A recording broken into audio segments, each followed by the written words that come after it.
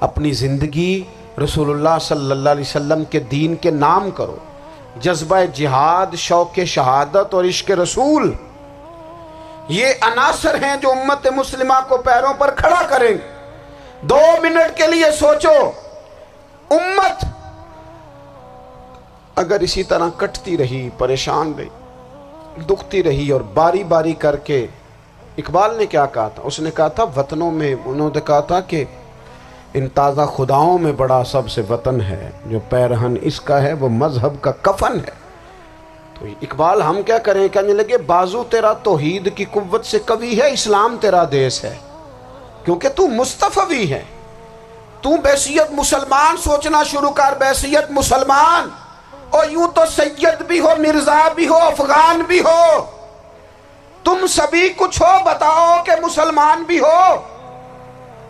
تمہارے اندر کہیں سے کوئی مومن بھی بولتا ہے کہ نہیں؟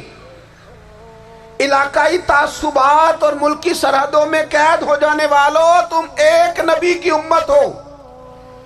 کیوں نہیں سمجھتے کہ جب کشمیر کی بیٹی روتی ہے تو مدینے والے محبوب پاک علیہ السلام کی امت کی بیٹی روتی ہے، جب فلسطین کی بیٹی روتی ہے تو امت کی بیٹیاں روتی. خدا را کچھ درد دل اپنی طبیعت میں پیدا کریں.